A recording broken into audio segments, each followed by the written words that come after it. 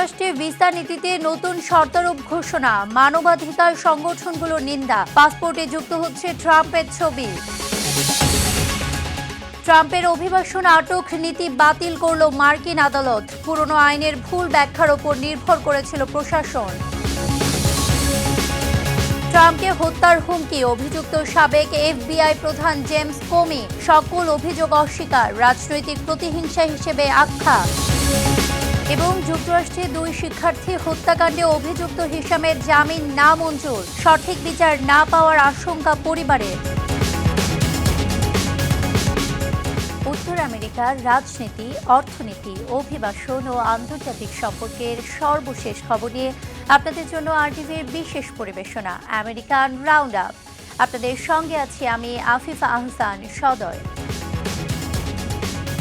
যুক্তরাষ্ট্রে অস্থায়ী ভিসা ইস্যুতে নতুন নিয়ম ঘোষণা করেছে ট্রাম্প প্রশাসন। এখন থেকে যুক্তরাষ্ট্রে ভিসা পেতে চাইলে আবেদনকারীদের স্পষ্ট করে বলতে হবে যে তারা নিজ দেশে ফিরে গিয়ে কোনো ক্ষতি বা নির্যাতনের আশঙ্কা করেন না। যদি কেউ ভয় পায় বলে উত্তর দেন অথবা উত্তর দিতে অস্বীকার করেন, তবে তার ভিসা পাওয়ার সম্ভাবনা নাটকীয়ভাবে কমে যাবে। যুক্তরাষ্ট্রের স্টেট ডিপার্টমেন্টের গোপন নির্দেশনাটিতে বিশ্বের সব মার্কিন দূতাবাস ও কনসুলেটে কর্মরত কর্মকর্তাদের জন্য কড়া নির্দেশনা দেওয়া হয়েছে। নির্দেশনায় বলা হয়েছে, যুক্তরাষ্ট্রে অ্যাসাইলাম পাওয়া বিদেশিদের সংখ্যা বেড়ে যাওয়ায় এই নতুন প্রক্রিয়া জরুরি হয়ে পড়েছে। এ সময় দাবি করা হয়, অনেক বিদেশি ভিসা প্রক্রিয়ায় নিজেদের আসল অভিপ্রায় লুকান। মানবাধিকার সংগঠনগুলো এই সিদ্ধান্তের তীব্র নিন্দা জানিয়েছে। তাদের মতে এটি আন্তর্জাতিক আশ্রয় আইন ও 1951 সালের জাতিসংঘের শরণার্থী কনভেনশনের সরাসরি লঙ্ঘন। এবার যুক্তরাষ্ট্রের পাসপোর্টেও যুক্ত হচ্ছে মার্কিন প্রেসিডেন্ট ডোনাল্ড ট্রাম্পের ছবি। যুক্তরাষ্ট্রের 250তম বার্ষিকী উপলক্ষে আগামী জুলাই মাসে দেশটিতে ট্রাম্পের ছবিযুক্ত নতুন পাসপোর্ট ইস্যু করা হবে। তবে এ পাসপোর্টের সংখ্যা সীমিত থাকবে, যা স্মারক পাসপোর্ট হিসেবে যুক্ত থাকবে। মঙ্গলবার হোয়াইট হাউস ও পররাষ্ট্র দপ্তর ওই স্মারক পাসপোর্টের ছবি প্রকাশ করেছে। পাসপোর্টের এক পাতায় ডোনাল্ড ট্রাম্প ও অন্য পাতায় যুক্তরাষ্ট্রের প্রতিষ্ঠাতাদের স্বাধীনতার ঘোষণাপত্রে স্বাক্ষর করার একটি ছবি থাকবে। ওয়াশিংটন পাসপোর্ট এজেন্সির মাধ্যমে আবেদন করা মার্কিন নাগরিকেরা আপাতত এই স্মারক পাসপোর্টগুলো পাবেন। চলতি গ্রীষ্মে স্মারক পাসপোর্টগুলো বিতরণ শুরু হবে এবং যতদিন এর মজুদ থাকবে ততদিন বিতরণ চলবে। চলতি বছর জাতীয় উদ্যানের পাশে প্রাকৃতিক দৃশ্যের বদলে জর্জ ওয়াশিংটনের সঙ্গে ট্রাম্পের ছবি যুক্ত করা হয়েছে। এছাড়া যুক্তরাষ্ট্রের মুদ্রা বিভাগ দেশের 250তম বার্ষিকী উপলক্ষে $1 একটি কয়েনের খসড়া নকশা প্রকাশ করেছে। সেখানে ট্রাম্পের প্রোফাইল যুক্ত করা হয়েছে। এখন থেকে অভিবাসীদের গ্রিন কার্ড ও নাগরিকত্ব আবেদনের ক্ষেত্রে তাদের অতীতের বক্তব্য ও মতামত যাচাই করার ঘোষণা দিয়েছে যুক্তরাষ্ট্রের হোমল্যান্ড অ্যান্ড সিকিউরিটি বিভাগ। সংস্থাটি বলছে, চরমপন্থী হিসেবে বিবেচিত মত প্রকাশ করলে আবেদনকারীদের ক্ষেত্রে বাড়তি নজরদারি করা হবে। মূলত যদি কোনো আবেদনকারী সন্ত্রাসবাদী মতদর্শকে সমর্থন করে, মার্কিন মূল্যবোধের বিরুদ্ধে বক্তব্য দেয় এবং সহিংসতার পক্ষে অবস্থান নেয়, তাহলে তা গুরুতর উদ্বেগের কারণ হিসেবে বিবেচিত হবে, এমনটি জানিয়েছে United states citizenship and immigration services. তবে এই সিদ্ধান্তকে ঘিরে মত প্রকাশের স্বাধীনতা নিয়ে উদ্বেগ প্রকাশ করেছেন অধিকার কর্মীরা। এই পদক্ষেপটি এসেছে মার্কিন প্রেসিডেন্ট ডোনাল্ড ট্রাম্প প্রশাসনের নতুন নির্দেশনার প্রেক্ষিতে। মার্কিন সংবাদ মাধ্যমের এক প্রতিবেদনে বলা হয়েছে, নতুন নীতিমালার আওতায় রাজনৈতিক মতামত প্রকাশের কারণেও গ্রিন কার্ড প্রত্যাখ্যান করা হতে পারে। ট্রাম্প প্রশাসনের অভিবাসন আটক নীতি বাতিল করেছে মার্কিন ফেডারেল আপিল আদালত।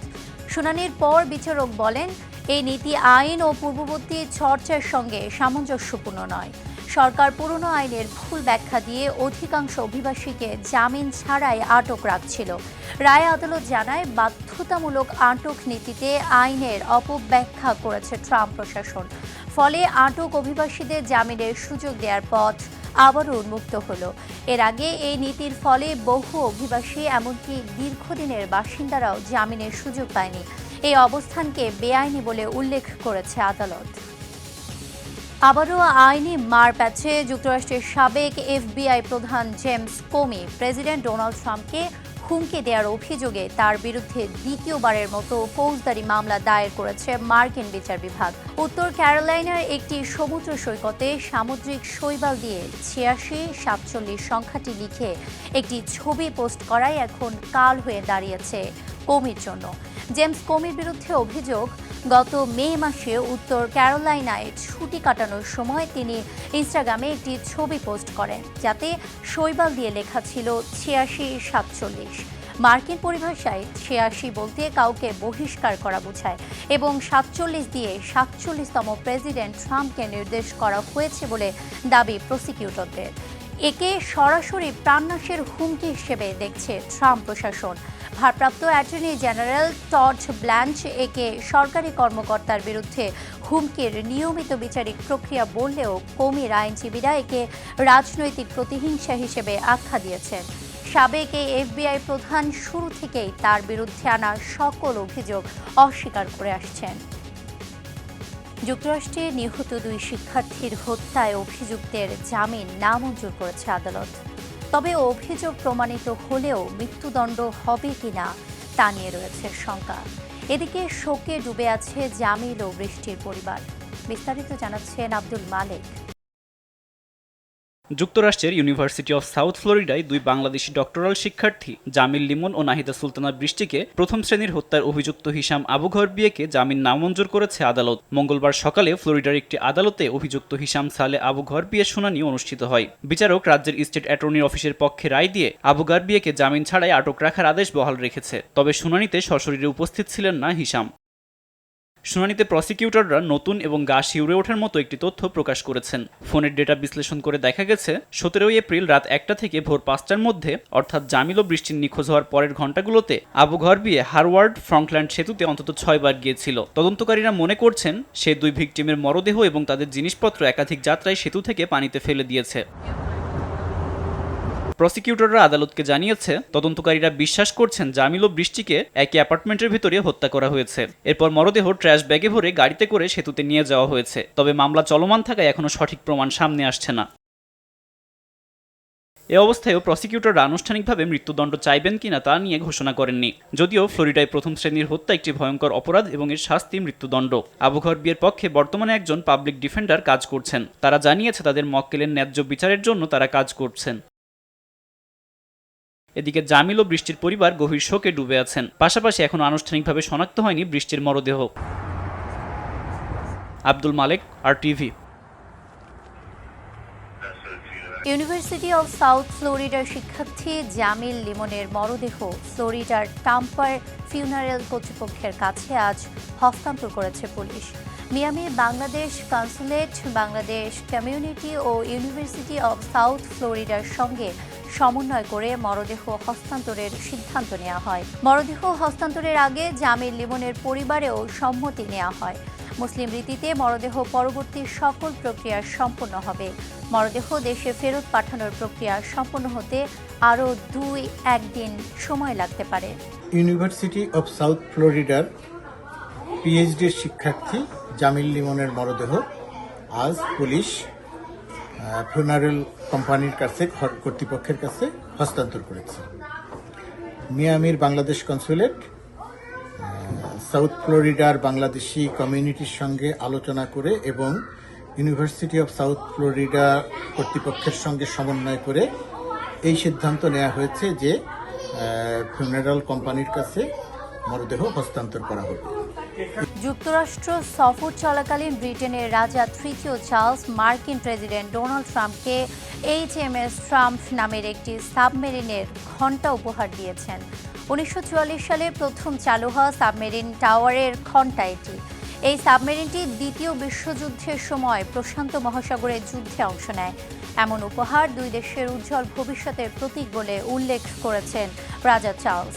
এ সময় ট্রাম্পও যুক্তরাজ্যের সঙ্গে তাদের সম্পর্ককে পৃথিবীর অন্য যে কোনো বন্ধুত্বের চেয়ে আলাদা বলে উল্লেখ করেন এবং কমিউনিজম, ফ্যাসিজম ও স্বৈরাচারের বিরুদ্ধে যুক্তরাষ্ট্র ও যুক্তরাজ্য ঐক্যবদ্ধভাবে রুখে দাঁড়িয়েছে বলেও উল্লেখ করেন ডোনাল্ড ট্রাম্প।